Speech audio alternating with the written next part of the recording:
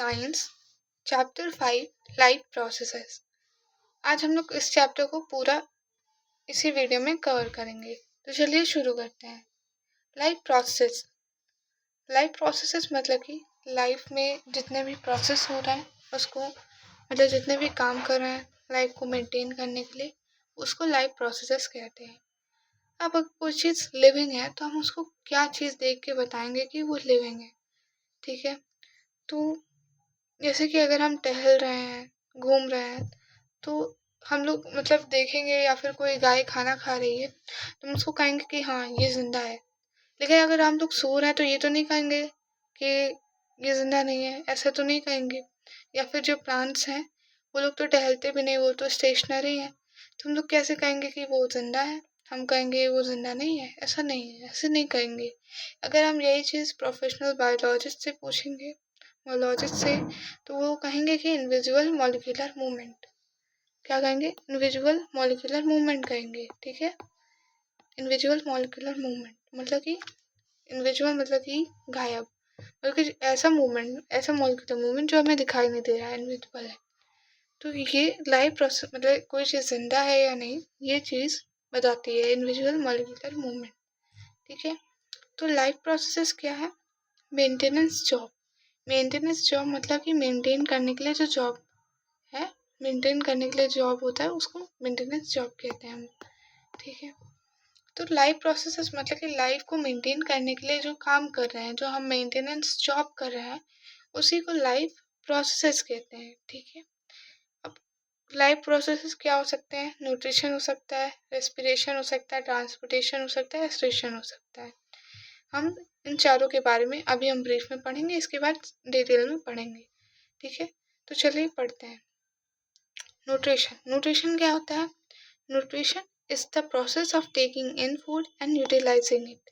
मतलब कि ये प्रोसेस है खाने को लेना, मतलब खाने को लेना और उसको यूटिलाइज करना। ठीक है, अब हम न्यूट्रिशन करते क्यों हैं? हमें ग्रोथ के लिए एडिशनल मटेरियल की ज़रूरत होगी जिसको हम फूड कहते हैं, जो कि हम खाते हैं। ठीक है, ठीक है, तो हमें न्यूट्रिशन करना ही क्यों है? हम फूड ही क्यों लेते हैं, एडिशनल मटेरियल क्यों लेते हैं? तो क्या ग्रोथ की वजह से। दूसरा कि हमें एनर्जी की ज़रूरत है काम को करने के लिए, इसलिए भी लेते हैं। ठीक है, अब इसी के बेसिस पे कि हम खाना कैसे खाते हैं या किस चीज़ पे डिपेंड रहते हैं खाने के लिए, उसके बेसिस पे टू टाइप्स में डिवाइड किया गया है, ऑटोट्रॉफिक और हेटरोट्रॉफिक। तो ऑटो मतलब कि सेल्फ और हेट्रो मतलब कि अदर्स। ठीक है, ये हिंट है कि हम ये खाना कैसे बनाते हैं या खाना कैसे खाते हैं, क्या खाते हैं। तो autotrophic nutrition is that mode of nutrition in which an organism makes its own food from simple inorganic material such as CO2, carbon dioxide and water. तो ऑटोट्रॉफिक न्यूट्रिशन वो मोड है न्यूट्रिशन का जिसमें जो ऑर्गेनिज्म है वो खुद खाना बनाता है सिंपल इनऑर्गेनिक मटेरियल से। सिंपल इनऑर्गेनिक मटेरियल मतलब कि कार्बन डाइऑक्साइड और वाटर। ठीक है, इसमें क्या आते हैं? ग्रीन प्लांट्स आते हैं, उनको ऑटोट्रॉप्स कहते हैं। तो ऑटोट्रॉप्स क्या होंगे? Which can make their own food from environment, जो कि वो होंगे जो इन्वायरमेंट से खुद खाना अपना बनाते हैं। ठीक है, ऑटोट्रॉप्स जो एक ग्रीन प्लांट्स में लीव्स में भोजन बनता है। ठीक है, तो वो कंटेन करते हैं ग्रीन पिगमेंट, जिसको जिसको कहते हैं क्लोरोफिल। उसी की वजह से जो है फोटोसिंथेसिस हो पाता है, which is capable for trapping light energy. तो क्लोरोफिल क्या करता है? ये कैपेबल होता है लाइट एनर्जी को ट्रैप करने के लिए। ठीक है, example green plants, autotrophic bacteria etcetera. ठीक है, इसके बाद हम लोग फोटोसिंथेसिस को पढ़ेंगे और उसके प्रोसेस को पढ़ेंगे। जान लेते हैं कि मतलब कंडीशंस जो कि फोटोसिंथेसिस के लिए नेसेसरी है। ये बोर्ड एग्जाम में आया हुआ क्वेश्चन है, इसलिए मैं आपको बता रही हूँ। तो फोटोसिंथेसिस के लिए चार चीज़ें जो एकदम नेसेसरी हैं, वरना फोटोसिंथेसिस नहीं होगा। पहला सनलाइट, दूसरा chlorophyll, third carbon dioxide and fourth water. इनमें से कोई एक भी चीज़ नहीं होगी तो फोटोसिंथेसिस नहीं हो पाएगा। ठीक है, नहीं होगा। ठीक है, अब हम पढ़ेंगे heterotrophic nutrition. is that mode of nutrition in which an organism cannot make their own food from simple inorganic materials such as carbon dioxide and water. ये वो न्यूट्रिशन है जिसमें जो ऑर्गेनिज्म है ना वो खुद खाना नहीं बना पाएगा इनऑर्गेनिक मटेरियल से, मतलब कि कार्बन डाइऑक्साइड और वाटर से खुद खाना नहीं बना पाएगा। मतलब कि वो इनडायरेक्टली या डायरेक्टली डिपेंडेंट होता है ऑटोट्रॉफिक पे, तो ऑटोट्रॉफ्स पे, ठीक है, उन्हीं को खाता है। अब ये क्या क्या खाते हैं हेटरोट्रॉफिक, मतलब किन वे में खाते हैं, कौन से वेज में खाते हैं, उसी पे डिवाइड किया गया है इनको 3 टाइप्स में, ठीक है, सेप्रोट्रोफिक, पैरासाइटिक और होलोजोइक। तो चलिए एक एक करके इसको पढ़ते हैं। सेप्रोट्रोफिक मतलब कि organism obtain its food from decaying organic matter of dead plants, dead animals and rotten bread, ठीक है। तो ये ऑर्गेनिज्म जो है अपना खाना लेते हैं decaying organic matter of dead plants, dead animals and rotten breads, मतलब कि ये खाना लेते हैं किससे, डेड प्लांट्स और डेड एनिमल्स या फिर रोटन ब्रेड्स की डिकेइंग ऑर्गेनिक मैटर से लेते हैं, ठीक है। इसमें एग्जाम्पल होंगे fungi, bread moulds, mushrooms, east and many bacteria, saprophytes मतलब कि जो ये वो ऑर्गेनिज्म जो ये प्रोसेस करते हैं खाना खाने के लिए, सेप्रोट्रोफिक के लिए, जो सेप्रोट्रोफिक को फॉलो करते हैं वो सेप्रोफाइट्स होंगे। सेकेंड है parasitic, an organism derives its foods from the body of another living organism, जिसको होस्ट कहते हैं। तो ये वो ऑर्गेनिज्म है जो कि अपना फूड लेते हैं किससे, किसी और लिविंग ऑर्गेनिज्म की बॉडी से, मतलब from the body of another living organism. तो जिसकी बॉडी से वो लेंगे उसको होस्ट कहेंगे, और जो ऑर्गेनिज्म अपना फूड लेगा होस्ट से उसको पैरासाइट कहेंगे। तो पैरासाइट अपना खाना किससे लेते हैं, होस्ट से, ठीक है, उसको बहुत नुकसान भी पहुंचाते हैं। इसके एग्जाम्पल्स हैं फंजाई, बैक्टीरिया, प्लांट्स में cuscuta, ticks, lice, leeches, tapeworms, ठीक है। थर्ड है holozoic, an organism takes the complex organic food materials, मतलब कि वो ऑर्गेनिज्म जो लेते हैं कॉम्प्लेक्स ऑर्गेनिक फूड मटेरियल अपनी बॉडी में into its body by the process of ingestion. किस प्रोसेस से, इंजेशन प्रोसेस से। The ingested food is digested, जो इंजेस्टेड फूड है जो उन्होंने फूड जो है खाया वो डाइजेस्ट होगा, and then absorbed into the body cells of the organism. तो जो उस ऑर्गेनिज्म के बॉडी सेल्स में वो फूड जो है एब्जॉर्ब होगा, ठीक है। इसके एग्जाम्पल होंगे man, cat, dog, cattle, deer, tiger, lion, bear, giraffe, frog, fish, amoeba, etc, ठीक। सेकेंड पढ़ते हैं रेस्पिरेशन, ठीक है। रेस्पिरेशन क्या है, the process of releasing energy from food. ये प्रोसेस है फूड से एनर्जी रिलीज करना, उस प्रोसेस को रेस्पिरेशन कहते हैं, ठीक है।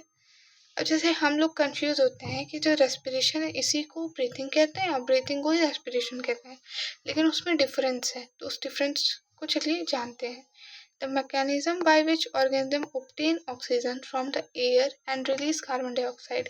तो ब्रीथिंग वो मैकेनिज्म है जिससे जो है ऑर्गेनिज्म ऑक्सीजन लेता है, एयर से ऑक्सीजन लेता है और कार्बन डाइऑक्साइड को रिलीज करता है, ठीक है। और respiration, respiration includes breathing as well as the oxidation of food in the cells of the organism to release energy। तो रेस्पिरेशन इंक्लूड्स करता है ब्रीथिंग को, लेकिन एज वेल एज मतलब उसके साथ ही तो ऑक्सीडेशन ऑफ फूड, वो फूड को ऑक्सीजन करता है ऑर्गेनिज्म के सेल्स में ताकि एनर्जी रिलीज कर सके, ठीक है। तो रेस्पिरेशन ब्रीथिंग को इंक्लूड करता है, लेकिन उसके साथ साथ ऑक्सीडेशन, फूड का ऑक्सीडेशन ऑर्गेनिज्म के सेल में करता है ताकि वो रिलीज कर सके एनर्जी, ठीक है। तो ब्रीथिंग जो है, ब्रीथिंग मतलब एक मैकेनिज्म है जिससे जो है ऑर्गेनिज्म एयर से ऑक्सीजन ले रहा है और रिलीज कर रहा है कार्बन डाइऑक्साइड। लेकिन जो रेस्पिरेशन है वो ब्रीथिंग तो इंक्लूड कर रहा है, लेकिन उसके साथ ही वो ऑक्सीडेशन ऑफ फूड भी कर रहा है, फूड का ऑक्सीडेशन कर रहा है, कहाँ पे कर रहा है, ऑर्गेनिज्म के सेल में, ताकि वो एनर्जी रिलीज कर सके। अब रेस्पिरेशन भी 2 टाइप्स में बांटे गए हैं, एरोबिक और एनाएरोबिक। तो एरोबिक वो होते हैं जो ऑक्सीजन का यूज़ करते हैं, ऑक्सीजन का यूज़ करके एनर्जी रिलीज करते हैं, और एनाएरोबिक वो होते हैं जो एब्सेंस ऑफ ऑक्सीजन, मतलब in the absence of oxygen करते हैं रेस्पिरेशन का प्रोसेस, ठीक है। अब फोर्थ हम लोग पढ़ेंगे ट्रांसपोर्टेशन। ट्रांसपोर्टेशन क्या होता है? ट्रांसपोर्टेशन क्या होता है? Transport is a life process in which a substance absorbed in one part of the body of an organism is carried to other parts of its body.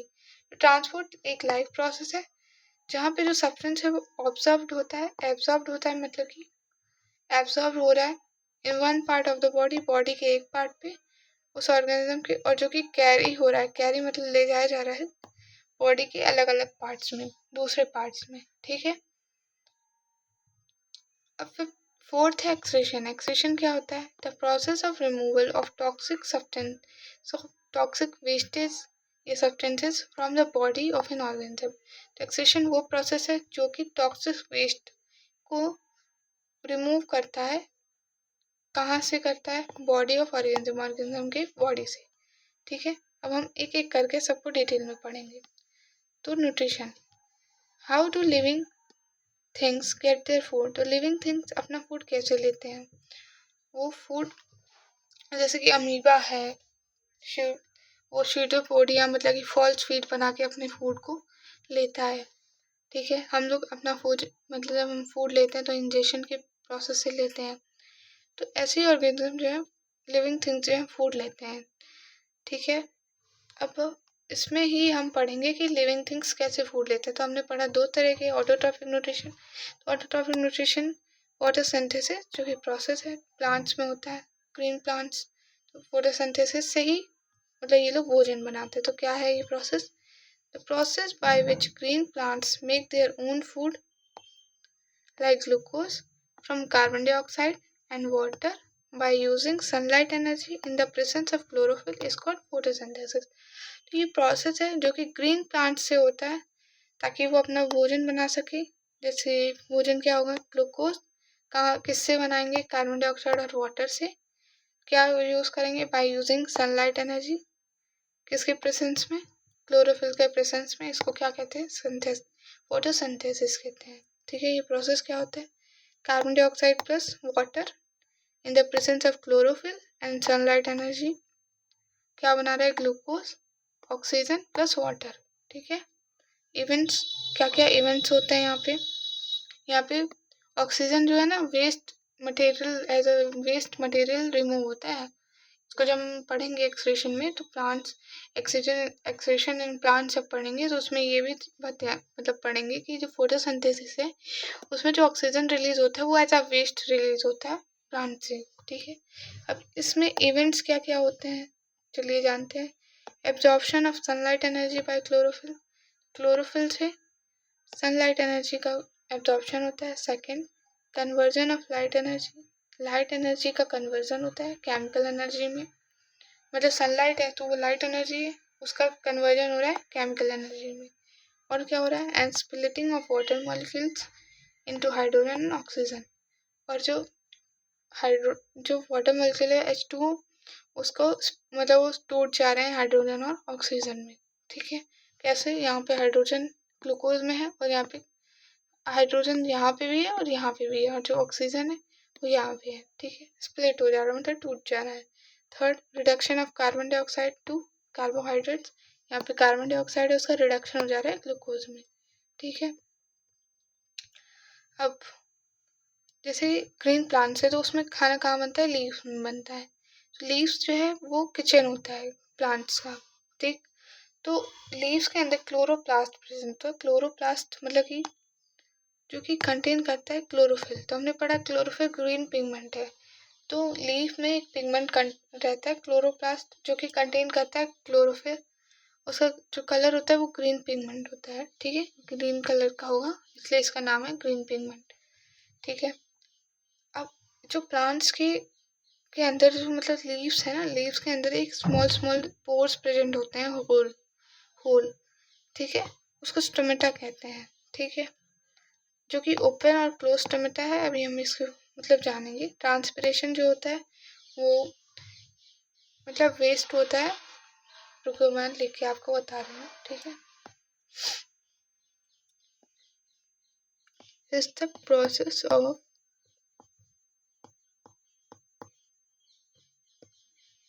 जो वाटर होता है in the form of vapour,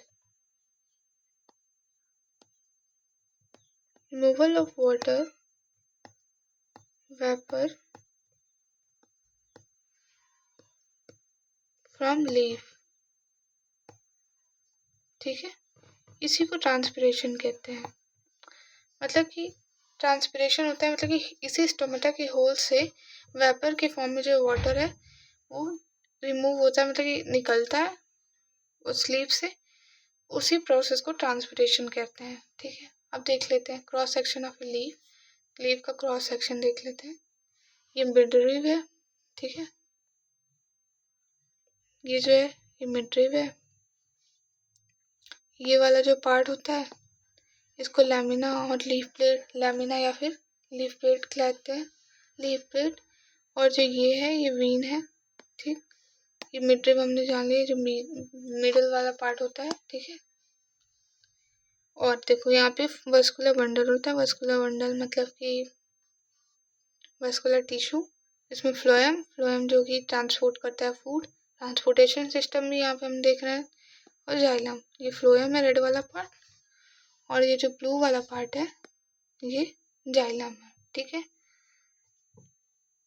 यहाँ पे chloroplast present है, देख लो। इनके बीच में air spaces मतलब कि एयर है, ये सब गार्ड सेल्स, ये गार्ड सेल्स है, इसी में स्टोमेटा होता है। इसको लोअर एपिडर्मिस भी कहते हैं। ये अपर एपिडर्मिस है। यहाँ पे वैक्सी क्यूटिकल, वैक्सी क्यूटिकल मतलब कि वैक्स की तरह कुछ प्रेजेंट होता है यहाँ पे, इसलिए इसको वैक्सी क्यूटिकल कह रहे हैं, ठीक है। ये था क्रॉस सेक्शन, लीफ का क्रॉस सेक्शन, ठीक है। अब देख लो open and close stomatal pore जो मैंने बताया। तो यहाँ पे ये जो स्टोमेटल पोर है ये रिलैक्स है, इसलिए ये ओपन है, मतलब खुला हुआ है। ये क्लोरोप्लास्ट प्रेजेंट है यहाँ पे, और ये गार्ड सेल्स हैं यहाँ पे, ठीक है, ये दोनों गार्ड सेल्स हैं। और ये क्लोज्ड है, क्लोज्ड है मतलब कि कॉन्ट्रैक्ट हो गया स्टोमेटल पोर, ठीक है। अब सेकंड है हेटेरोट्रॉपिक न्यूट्रिशन, जो कि मैंने बता दिया था। तो होलोजोइक, होलोजोइक को फर्दर डिवाइड किया जाता है थ्री टाइप्स में, हर्बीवोर्स, कार्निवोर्स और ओमनिवोर्स। तो हर्बीवोर्स वो होते हैं जो केवल ग्रीन प्लांट्स खाते हैं, ईट करते हैं केवल ग्रीन प्लांट्स, तो उसको काओ मतलब उसी को हर्बीवोर्स कहते हैं या हर्बीवोरस। इसके एग्जांपल होते हैं काओ, गोट, बफेलो इत्यादि, ठीक है। सेकंड कार्निवोरस, जो कि केवल मीट खाते हैं, एनिमल्स को खाते हैं, इसके एग्जांपल हो गए लायन, टाइगर इत्यादि। ओमनिवोर्स, जो कि ग्रीन प्लांट्स भी खाएंगे और एनिमल्स भी खाएंगे, मतलब मीट भी खाएंगे, इसके एग्जांपल होते हैं क्रो, मैन इत्यादि, ठीक है।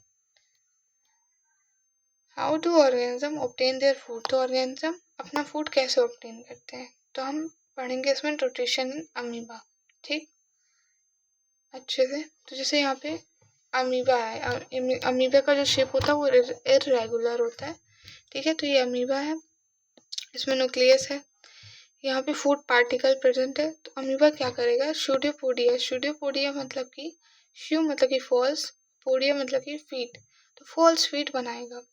फॉल्स फीट बनाएगा मतलब कि यहाँ पे अपना फीट बना रहा है कैप्चर करने के लिए फूड को, ठीक है। तो यहाँ पे इसने क्या बना दिया, फर्स्ट स्टेप तो ये फूड था, सेकेंड स्टेप ये स्यूडोपोडिया बनाना स्टार्ट कर दिया, थर्ड में ये फूड वैक्यूल बन गया, यहाँ पे फूड पार्टिकल प्रेजेंट है, और फोर्थ में ये अपने अंदर मतलब उस फूड को कैप्चर कर लिया। उसके बाद इसके अंदर का जो यूजफुल मटेरियल होगा वो उसको एब्जॉर्ब कर लेगा, फिर उसके बाद जो वेस्ट प्रोडक्ट होगा उसको अपनी बॉडी में इसी प्रोसेस के थ्रू निकाल देगा, ठीक है। ये न्यूट्रिशन इन अमीबा हमने पढ़ लिया। अब हम पढ़ेंगे न्यूट्रिशन इन ह्यूमन बींग्स।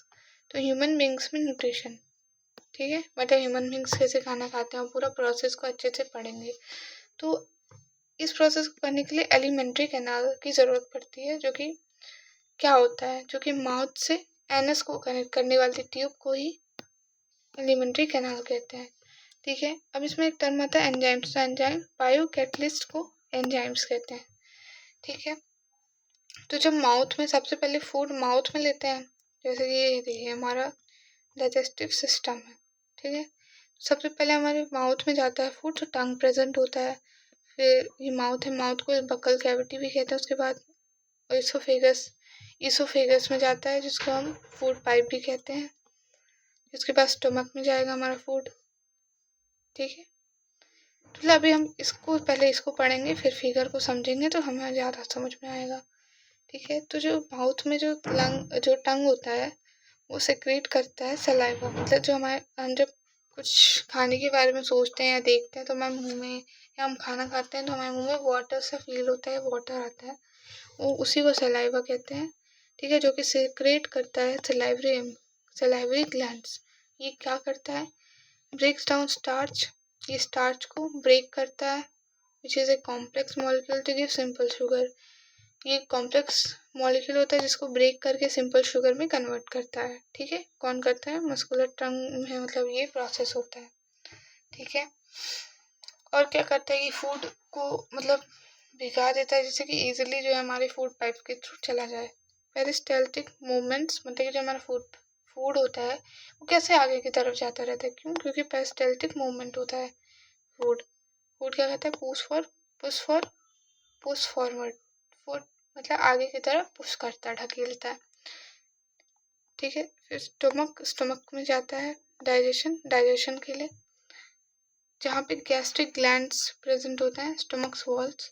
ठीक, अब स्टमक में होता क्या है, तो ये रिलीज करता है पेप्सिन एंड म्यूकस, जो कि म्यूकस जो है वो प्रोटेक्ट करता है एसिड से। इनर लाइनिंग ऑफ स्टमक को एसिड से प्रोटेक्ट करता है। पेप्सिन क्या होता है, एक प्रोटीन एंजाइम होता है, और हाइड्रोक्लोरिक एसिड भी प्रोड्यूस करता है, ताकि जो हमारे फूड का डाइजेशन अच्छे से हो सके। ठीक है,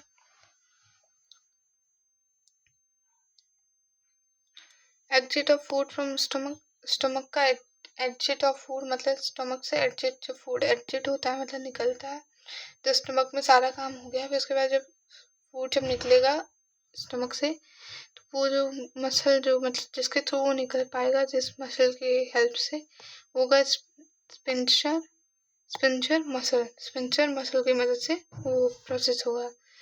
ये किस में जाएगा, फिर स्मॉल इंटेस्टाइन में जाएगा। स्मॉल इंटेस्टाइन कैसे होता है, एक्सटेंसिव कॉइलिंग होता है, मतलब बहुत ज़्यादा कॉइलिंग्स होते हैं उसमें। और जो स्मॉल इंटेस्टाइन है उसका साइज प्रेजेंट होता है कि वो किस तरह का जो एनिमल है या लिविंग ऑर्गेनिज्म है किस तरह का फूड ले रहा है। जैसे कि अगर कोई काऊ है या बफेलो, उसका जो स्मॉल इंटेस्टाइन होगा बहुत बड़ा होगा, क्यों, क्योंकि वो ग्रास खाते हैं, ग्रीन प्लांट्स खाते हैं, उसको डाइजेशन के लिए बहुत ज़्यादा ज़रूरी होगा, मतलब उसके लिए स्मॉल इंटेस्टाइन बढ़ा होगा। अगर आप देख लो लायन का या टाइगर का, जो मीट केवल खाते हैं, उनका जो स्मॉल इंटेस्टाइन होगा वो छोटा होगा। ठीक है, वो ज़रूरतों के ऊपर, नीड्स के ऊपर प्रेजेंट होता है कि स्मॉल इंटेस्टाइन का साइज क्या होगा। ठीक है, तो यहाँ पे कंप्लीट डाइजेशन होता है कार्बोहाइड्रेट्स, प्रोटीन और फैट्स का, और ये रिसीव करता है सिक्रेशंस, मतलब लीवर और पेनक्रियास से सिक्रेशन मतलब लेता है, रिसीव करता है। ठीक है, अभी हम आगे पढ़ेंगे कि जैसे लीवर है बाइल जूस कंडक्ट करता है। ठीक है, इसका भी यूज़ पढ़ेंगे। फूड एसिडिक होता है, बहुत ज़्यादा एसिडिक होता है, एसिडिक तो मतलब बहुत हमारे लिए हानिकारक होगा। तो जो कि लीवर है, मैंने आपको बताया, बाइल जूस कंडक्ट करता है ताकि ये एल्कलाइन बन सके। ठीक है, एल्कलाइन करता है, एल्कलाइन मतलब बेसिक करता है। फैट्स लार्ज ग्लोबुल्स में प्रेजेंट होते हैं। ये जो प्रोसेस हम कर रहे हैं, यहाँ पे जो प्रोसेस हो रहा है वो सिमिलर होता है, चैप्टर 4 में हमने पढ़ रखा है। वो मतलब सोप्स कैसे डर्ट जो है उस क्लॉथ से निकलता है, उसके प्रोसेस के थ्रू, मतलब उस प्रोसेस की तरह ही सिमिलर है, इसलिए इसमें लाइन था तो मैंने सोचा आपको बता दूँ। पेनक्रियास क्या सीक्रेट करता है, पेनक्रियाटिक जूस क्या होते हैं, ट्रिप्सिन और लाइपेज। ठीक है, प्रोटीन्स प्रेजेंट होते हैं अमाइनो एसिड्स के फॉर्म में, कॉम्प्लेक्स कार्बोहाइड्रेट्स चेंज हो जाते हैं ग्लूकोज, फैट्स फैटी एसिड्स और ग्लाइसरोल में, फैट्स फैटी एसिड और ग्लाइसरोल में, कॉम्प्लेक्स कार्बोहाइड्रेट ग्लूकोज में और प्रोटीन्स अमाइनो एसिड्स में। अब विलाई क्या होता है, ये फिंगर लाइक प्रोजेक्शन होता है जो कि एरिया बढ़ाता है ताकि एब्जॉर्प्शन के लिए एरिया इंक्रीज करता है। विलाई फिंगर लाइक प्रोजेक्शन होता है। लार्ज इंटेस्टाइन क्या करता है, वो सब बहुत ज़्यादा वाटर एब्जॉर्ब कर लेता है, जितना भी वाटर होगा उसको एब्जॉर्ब कर लेगा। फिर एनएस के through removal of waste of the material, जो वेस्ट मटेरियल होगा या फिर जो बचा हुआ मटेरियल होगा, एनएस के थ्रू रिमूव हो जाएगा, वेस्ट मटेरियल एग्जिट हो जाएगा। और ये मसल कौन सा मसल करेगा, एनल स्पिंचर, ठीक है, जो कि यहाँ पे भी यूज था ना, नहीं वो स्पिंचर मसल था, ये एनल स्पिंचर है, स्पिंचर, ठीक। अब हम पढ़ रहे हैं रेस्पिरेशन। तो रेस्पिरेशन हमने पढ़ लिया क्या होता है, एटीपी, एटो एडिनो एडिनोसिन ट्राइफॉस्फेट, ठीक है। अभी हम इसको पढ़ेंगे। तो सब कुछ पढ़ने से पहले ये जान लो कि जैसे हमने पढ़ा था एनर्जी के लिए रेस्पिरेशन होता है, तो वो 3 टाइप्स में होगा, 3 तरह के से होगा, उसको जान लो, ठीक है। तो जैसे कि यहाँ ग्लूकोज है 6 कार्बन मॉलिक्यूल, साइटोप्लाज्म में पायरुवेट में चेंज होता है 3 कार्बन मॉलिक्यूल और एनर्जी में। तो ये एब्सेंस ऑफ ऑक्सीजन मतलब कि ये एनाएरोबिक रेस्पिरेशन है। ये दोनों एग्जांपल जो है एनाएरोबिक रेस्पिरेशन का और ये है एरोबिक रेस्पिरेशन का, ठीक है। एब्सेंस ऑफ ऑक्सीजन मतलब ऑक्सीजन के एब्सेंस में कहाँ हो रहा है, ईस्ट में हो रहा है। ये चेंज हो रहा है इथेनॉल में, कार्बन डाइऑक्साइड और एनर्जी में, इथेनॉल 2 कार्बन मॉलिक्यूल। अब लैक ऑफ ऑक्सीजन मतलब जैसे हमारे मसल में लैक ऑफ ऑक्सीजन के कारण लैक्टिक एसिड और एनर्जी बन जाता है 3 कार्बन मॉलिक्यूल लैक्टिक एसिड। जैसे कि हमें दर्द होने लगता है, क्यों, क्योंकि जब हम ज़्यादा एक्सरसाइज कर लेते हैं या फिर ज़्यादा रनिंग कर लेते हैं तो हमारे मसल्स में दर्द होने लगता है, क्योंकि वहाँ पे लैक्टिक एसिड बन जाता है। लैक्टिक एसिड को अगर सही करना है तो हम अगर वार्म वाटर से बात कर लें तब भी सही हो जाएगा, या फिर ज़्यादा मसाज करें उस पर तो सही हो सकता है, ठीक है। प्रेजेंस ऑफ ऑक्सीजन मतलब एरोबिक रेस्पिरेशन कहाँ होता है, माइटोकॉन्ड्रिया में क्या बनता है, कार्बन डाइऑक्साइड, वाटर और एनर्जी, ठीक है। अब एटीपी पढ़ लेते हैं क्या होता है, ठीक है। एटीपी, तो ATP is the energy currency for most cellular processes के लिए जो एटीपी है वो एनर्जी करेंसी है। The energy released during the process of respiration is used to make an ATP molecule from ADP and inorganic phosphate। तो energy जो respiration के process में रिलीज होती है ना, वो यूज होती है एटीपी मॉलिक्यूल को बनाने के लिए, किससे, एटीपी से और इनऑर्गेनिक फॉस्फेट से, ठीक है। तो क्या हो रहा है, एडीपी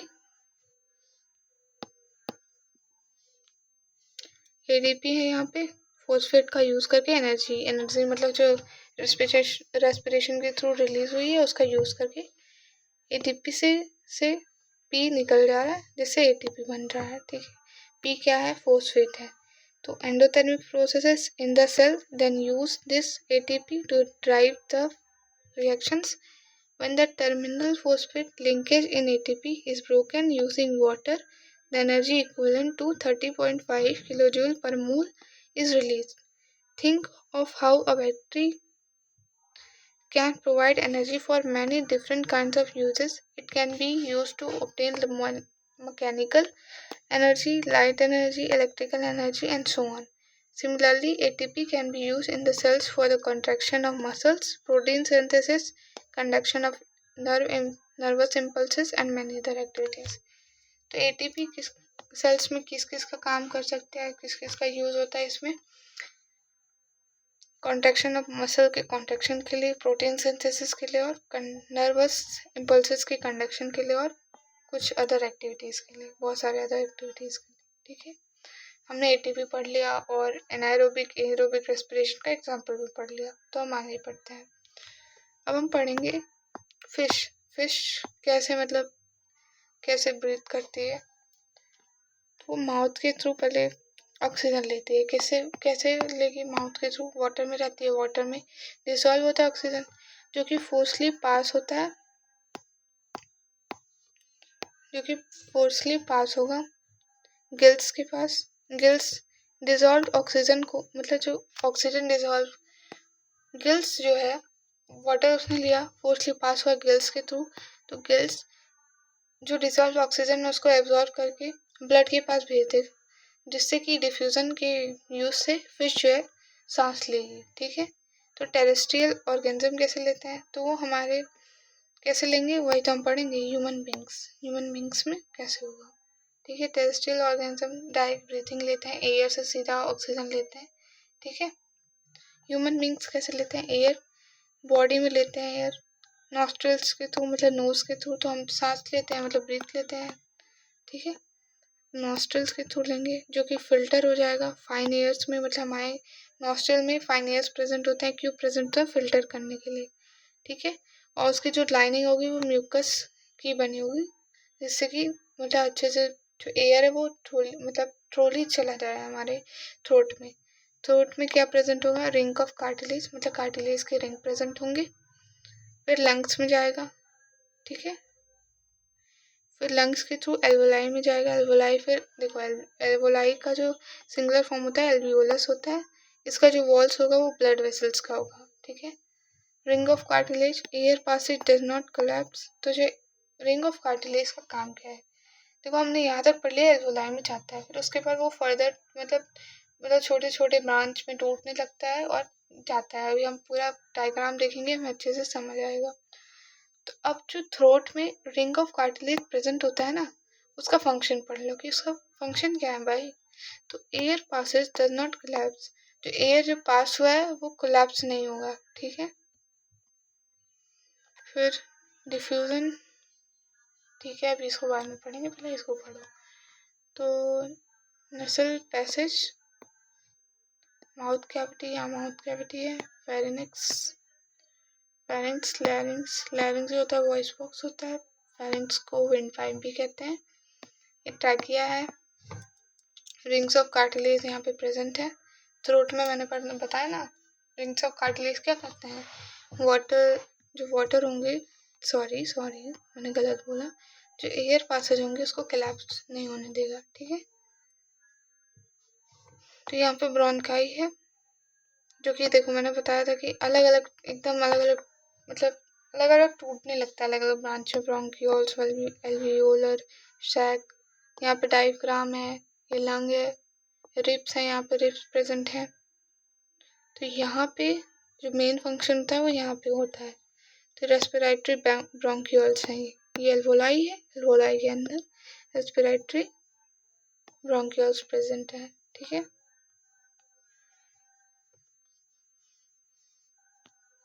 अब फोर्थ टॉपिक है ट्रांसपोर्टेशन। ट्रांसपोर्टेशन मतलब कि कैसे ट्रांसपोर्टेशन हो रहा है, ट्रांसपोर्ट कैसे हो रहा है मटेरियल, एक बॉडी के पार्ट में बन रहा है तो दूसरे बॉडी के पार्ट्स में कैसे पहुंच रहा है ट्रांसपोर्टेशन की मदद से। ट्रांसपोर्टेशन इन ह्यूमन बींग्स में transportation. Our pump the heart, तुम्हारा पंप क्या है, हार्ट है, ठीक है। हार्ट क्या है, मस्कुलर ऑर्गन है। Oxygen comma carbon dioxide heart में मिक्स ना हो, इसकी वजह से इसमें डिफरेंट चैम्बर्स बनाए जाते हैं जो कि प्रिवेंट करता है ऑक्सीजन और कार्बन डाइऑक्साइड के मिक्स होने से, ठीक है। हमारे यहाँ पे हार्ट है, ठीक है, ये मतलब पूरा फिगर है हार्ट का।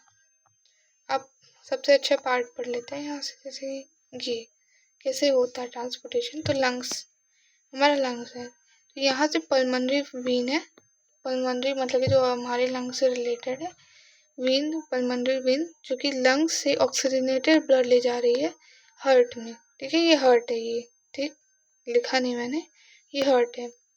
तो पहला प्रोसेस है कि लंग्स से पल्मोनरी वेन के through oxygenated blood lungs heart में जा रहा है, ठीक है। किस में जा रहा है, लेफ्ट आर्टरियम में, लेफ्ट आर्टरियम में जा रहा है। जब लेफ्ट आर्टरियम कॉन्ट्रैक्ट हो रहा है तो वो लेफ्ट वेंट्रिकल में जा रहा है, ठीक है। फिर ये सेकंड प्रोसेस हो गया कि जो कॉन्ट्रैक्शन ऑफ लेफ्ट आर्टरियम, ठीक है, फिर जा रहा है लेफ्ट वेंट्रिकल में, फिर उसके बाद उसके थ्रू जा रहा है मेन आर्टरी मतलब एओर्टा, एओर्टा भी इसको बोलते हैं, मेन आर्टरी में जा रहा है ऑक्सीजनेटेड ब्लड, ये ऑक्सीजनेटेड ब्लड है, ठीक है। यहाँ से यहाँ पे आ गया, ये थर्ड प्रोसेस हो गया मेन आर्टरी में जाने के बाद, इसी को एओर्टा भी कहते हैं, ठीक है। इसके बाद डायरेक्ट जा रहे हैं बॉडी ऑर्गन्स में, जहाँ पे ज़रूरत है बॉडी ऑर्गन्स ब्लड मतलब ऑक्सीजन की, वहाँ पे चला गया, ठीक है। फिर उसके बाद डीऑक्सीजनेटेड ब्लड मतलब कि बॉडी ऑर्गन से जो डीऑक्सीजनेटेड ब्लड है ना वो जा रहा है। डीऑक्सीजनेटेड ब्लड जो कलेक्ट हुआ है कि अलग अलग पार्ट्स में उसको कैरी कर रहा है मेन वेन, जिसको वेना केवा बोलते हैं। ये फोर्थ प्रोसेस है। इसके बाद ये जा रहा है राइट एट्रियम में। राइट एट्रियम फिर क्या हो रहा है, कॉन्ट्रैक्ट हो रहा है, लेफ्ट वेंट्रिकल में ये पास हो रहा है। ये फिफ्थ प्रोसेस है। फिर उसके बाद ये जा रहा है पल्मोनरी आर्टरी में, डीऑक्सीजनेटेड ब्लड कैरी करके, मतलब ये तो डीऑक्सीजनेटेड ब्लड है ना, तो ये कैरी करके फिर लंग्स में जा रहा है ताकि ये फिर से ऑक्सीजनेट हो सके। ठीक है। अब देखो यहाँ पे जो सर्कुलेशन हो रहा है इसको डबल सर्कुलेशन कहते हैं ह्यूमन में। क्यों कहते हैं, इसी वजह से क्योंकि देखो यहाँ पे एक बार ब्लड, एक बार जो हमारा यहाँ पे एक बार जो ब्लड है वो ऑक्सीजनेटेड है, एक बार यहाँ पे गया, पहली बार गया हार्ट में, फिर उसके बाद बॉडी ऑर्गन्स में जो मतलब जो ऑक्सीजनेटेड ब्लड था वो चला गया जिस बॉडी ऑर्गन्स में ज़रूरत है वहाँ पे। फिर उसके बाद ये चला गया मेन, मतलब अब इसके बाद अलग अलग बॉडी ऑर्गन से जो डीऑक्सीजनेटेड ब्लड है वो कलेक्ट कर लिया मेन वेन, फोर्थ प्रोसेस में डीऑक्सीजनेटेड ब्लड। फिर उसके बाद ये कैरी किया, फिर उसके बाद फिर से हार्ट में ले गया। हार्ट में 2 बार गया ना, एक ही ये पूरी साइकिल 6 प्रोसेस की है। पहले ये कि ऑक्सीजनेटेड ब्लड कैरी हो रहा है पल्मोनरी वेन के थ्रू, उसके बाद दूसरा लेफ्ट एट्रियम कॉन्ट्रैक्ट हो रहा है, फिर लेफ्ट वेंट्रिकल में जा रहा है, फिर उसके बाद थर्ड जो है मेन आर्टरी में जा रहा है ऑक्सीजनेटेड ब्लड, जिसको अयोर्टा भी कहते हैं। फिर उसके बाद बॉडी ऑर्गन्स में जा रहा है जहाँ पे ज़रूरत है, फिर बॉडी ऑर्गन से डीऑक्सीजनेटेड ब्लड कैरी कर रहा है मेन वेन, जिसको वेना केवा कहते हैं, डीऑक्सीजनेटेड ब्लड कैरी कर रहा है। ठीक है, ये फोर्थ प्रोसेस है। फिर उसके बाद फिर से हार्ट में जा रहा है, यहाँ पे पहली बार हार्ट में गया, फिर दूसरी बार हार्ट में जा रहा है। ठीक है, यहाँ से राइट अट्रियम जब कॉन्ट्रैक्ट हो रहा है फिफ्थ प्रोसेस, तो राइट वेंट्रिकल में जा रहा है। फिर उसके बाद ये डीऑक्सीजनेटेड ब्लड था, फिर उसके बाद जा रहा है लंग्स में, six process, pulmonary artery deoxygenated blood carry कर रहा है, फिर लंग्स में जा रहा है, जो कि ताकि जो लंग्स है फिर उसको ऑक्सीजनेटेड कर सके। ठीक है, इसको इसलिए डबल सर्कुलेशन कह रहे हैं क्योंकि एक ही साइकिल में 6 प्रोसेस है एक साइकिल में, तो एक ही साइकिल में, पूरे एक ही साइकिल में ब्लड जो है ना हार्ट में 2 बार ट्रेवल कर रहा है, मतलब एक बार इधर से, फिर एक बार इधर से, फिर एक बार इधर से, तो 2 बार ट्रेवल कर रहा है, मतलब 2 बार जा रहा है हार्ट में ब्लड, इसीलिए इसको डबल सर्कुलेशन कहते हैं। ये बोर्ड में आया हुआ क्वेश्चन है, इसलिए मैंने आपको इतने अच्छे से मतलब डिटेल में बता दिया ताकि आपको दिक्कत ना हो इसको समझने में। ठीक है, अब oxygen enter the blood in the lungs, तो ये तो मैंने बता ही दिया, यहाँ पे इंटर करता है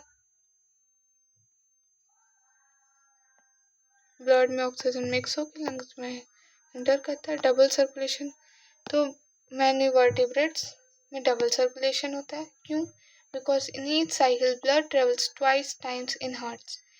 ईच साइकिल में, हर एक साइकिल में 6 प्रोसेस होते हैं, तो ईच साइकिल में जो ब्लड है ना वो ट्रेवल करता है 2 बार, मतलब twice times in heart, heart में 2 बार ट्रेवल करता है। ठीक है, अब जैसे कि ये तो मैंने बनाया था, आपको समझाया, अब जैसे बुक में फिगर दिया है वो समझ लीजिए। ठीक है, lung capillaries, pulmonary vein from lungs, फिर ये हार्ट में जा रहा है राइट आर्टरी में, फिर ये राइट वेंट्रिकल में जाएगा, सॉरी मैंने गलत बोल दिया, रियली सॉरी, ये वाली side left ventricle, left atrium होता है, मैं भूल गई थी, ये लेफ्ट साइड होता है, ये राइट साइड होता है। ठीक है, तो लेफ्ट एट्रियम में जा रहा है, लेफ्ट एट्रियम कॉन्टेक्ट कर रहा है, उसके बाद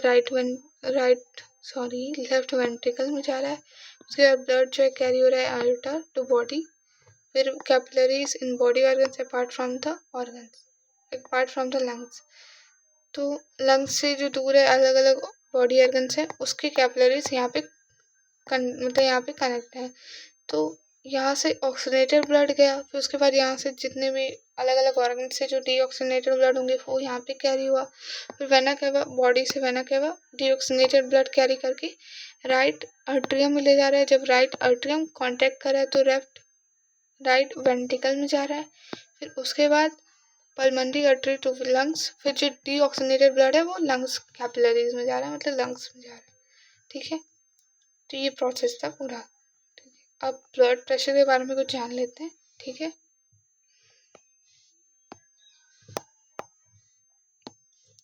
तो हम पढ़ेंगे blood pressure, the force that blood exerts against the wall of a vessel is called blood pressure. This pressure is much greater in arteries than in veins. ठीक है, इसीलिए जो आर्टरीज होता है वो थिक होता है और वेन जो है वो पतला होता है, थिन होता है। The pressure of blood inside the artery during ventricular systole contraction is called systolic pressure, and pressure in artery during ventricular diastole relaxation is called diastolic pressure. The normal systolic pressure is about 120 mm of mercury and diastolic pressure is 80 mm of mercury. ठीक है, blood pressure in is measured with an instrument called sphygmomanometer. High blood pressure is also called hypertension and is caused by the constriction of arterioles, which results in increased resistance to blood flow. It can lead to the rupture of an artery and internal bleeding. ठीक है, ये instrument है, ये बहुत important है। ठीक है, इसको आप याद कर लीजिएगा। ये तो मैंने ट्रिक बताया कि स्फैग्मोमीटर, मतलब अगर जल्दी याद करना है तो ऐसे याद करो। ठीक है, स्फिग्मोमैनोमीटर। ठीक है, अब वो आपका तरीका है, आपको जैसे भी याद कर रहा है। इसका प्रोनाउंसिएशन मैंने सही से नहीं लिया, sorry for this. Okay, it's for मतलब याद करने के लिए जो मैंने याद किया था मैंने आपको जल्दी से बता दिया। द ट्यूब्स क्या है? Blood vessels, veins, artery, capillaries. ठीक है, वेन्स क्या होते हैं? इसको ज़रूरत नहीं होता थिक वॉल्स का, क्योंकि यहाँ पे मिनिमम प्रेशर होता है। आर्टरी थिक होता है, क्यों? क्योंकि इसका इलास्टिक वॉल थिक और इलास्टिक वॉल होता है, क्योंकि यहाँ पे मैक्सिमम प्रेशर होता है। ये स्मॉल वेसल है, इसके पास walls which are 1 cell thick, ये सबसे छोटा होता है। ठीक है, मेंटेनेंस बाय प्लेटलेट्स, प्लेटलेट्स के द्वारा मेंटेनेंस। तो प्लेटलेट्स क्या क्या करता है? इंजरी, जब हमें चोट लगती है तो ब्लड जो है क्लॉट हो जाता है। कैसे क्लॉट होता है? प्लेटलेट्स की हेल्प से। लिम्फ, लिम्फ क्या है? टिश्यू फ्लूइड है। ठीक है, जो कि कैरी करता है डाइजेस्टर और absorb fat from intestine and drains excess fluid from extra cellular space back into the cell. ठीक है, fat carry digested and absorb fat from intestine and drains excess fluid from extracellular space back into the cell. अब हम पढ़ेंगे excretion. नहीं, transportation in plants तो हुआ ही नहीं। तो leaves, energy needs, plant transport क्या करता है? मूव एनर्जी स्टोर्ड लीव से रॉ मटेरियल, जैसे लीव्स में जो फूड बन रहा है और जो रॉ मटेरियल्स रूट्स में अवेलेबल है, वाटर तो रूट्स में ही होगा ना, तो उसके ट्रांसपोर्ट के लिए क्या होता है? ये ट्रांसपोर्ट ऑफ वाटर, वाटर का जो ट्रांसपोर्ट करता है वो जाइलम करता है। Transport of food and other materials वो फ्लेम के थ्रू होता है। प्रोसेस होता है ट्रांसलोकेशन, जिसको transport soluble products of photosynthesis. इसी प्रोसेस को ट्रांसलोकेशन कहते हैं। वेस्कुलर टिश्यू में फ्लोएम और जाइलम होता है, जो कि फ्लोएम होता है ना, वो फूड को कंडक्ट करता है। Fifth excretion. ठीक है, एक्सक्रीशन इन ह्यूमन बींग्स, तो इसमें क्या क्या ऑर्गन्स इन्वॉल्व होते हैं वो हम जान लेते हैं। ठीक है, a pair of kidneys, a pair of ureters, a urinary bladder and a urethra, urine. Urine कैसे प्रोड्यूस्ड होता है? How urine produced? तो ये किडनी में बनता है। एब्डोमेन, किडनी कहाँ होता है? एब्डोमेन में, जो कि यूरेटर में जाता है। फिर यूरिनरी ब्लैडर स्टोर्ड करता है जब तक यूरेथ्रा के थ्रू उसका रिलीजन नहीं होता, जब तक कि वो रिलीज नहीं होता। यूरिन प्रोड्यूस्ड पर्पज क्या है? Filter out waste products. Waste product, बर्ड से वेस्ट प्रोडक्ट जो है रिलीज हो जाए, फिल्टर किया जाए, जैसे कि कार्बन डाइऑक्साइड, जो कि जैसे कि रिमूव होता है कार्बन डाइऑक्साइड लंग्स में। ठीक है, तो इसमें होता क्या है? यूरिया या यूरिक एसिड, जो कि ब्लड में प्रेजेंट होता है, किडनी के थ्रू बनता है। यहाँ पे वुमेन्स कैप्सूल होता है और नेफ्रॉन्स होता है। वुमेन्स कैप्सूल और नेफ्रॉन्स, ये भी पढ़ लेते हैं यहाँ पे। जैसे ये रेनल आर्टरी है, left kidney, left renal vein, aorta, left ureter, vena cava, urinary bladder, urethra. अब हम पढ़ेंगे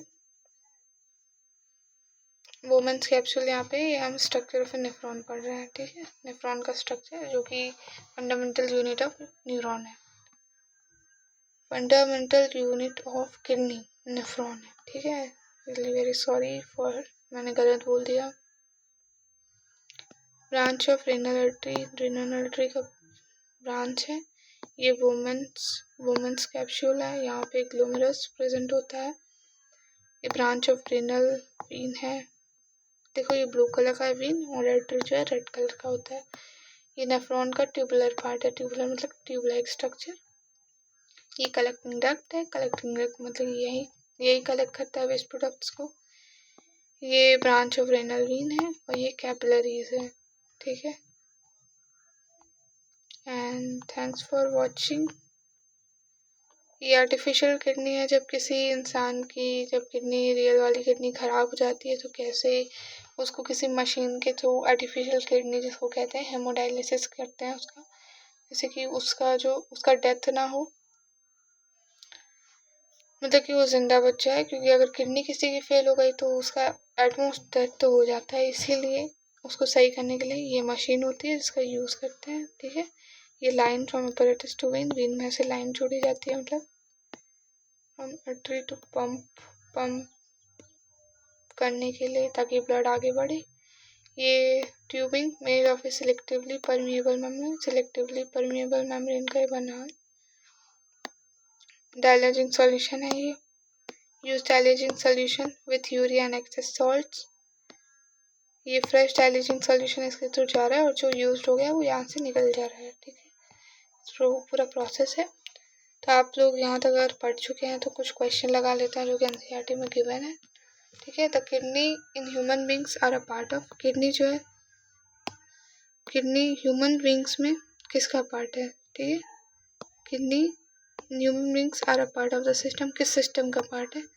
तो न्यूट्रिशन का तो नहीं पार्ट है, रेस्पिरेशन का भी पार्ट नहीं है, एक्सक्रीशन का पार्ट है। अभी हम मतलब ऊपर बढ़ के आए हैं पेयर ऑफ किडनी। ट्रांसपोर्टेशन का भी पार्ट नहीं है, तो किसका पार्ट है, एक्सक्रीशन का। The xylem in plants are responsible for, जो प्लांट्स में जाइलम होते हैं वो किसके लिए रिस्पॉन्सिबल होते हैं, transport of water, transport of food, transport of amino acids, transport of oxygen, transport of water. The autotrophic mode of nutrition requires, autotrophic mode of nutrition क्या रिक्वायर करता है, carbon dioxide and water, chlorophyll, sunlight, all of the above. तो हमने पढ़ा है कि 4 चीज़ें बहुत इंपॉर्टेंट होती है, नेसेसरी होती हैं ऑटोट्रॉफिक मोड ऑफ न्यूट्रिशन के लिए, कार्बन डाइऑक्साइड, वाटर, क्लोरोफिल और sunlight, all of the above. The breakdown of pyruvate to give carbon dioxide, water and energy takes place in, तो पायरुवेट जो है वो टूट के कार्बन डाइऑक्साइड, वाटर, एनर्जी किस में रिलीज करते हैं, साइटोप्लाज्म, माइटोकॉन्ड्रिया, क्लोरोप्लास्ट, न्यूक्लियस। वो आप कमेंट में बताइए, ठीक है।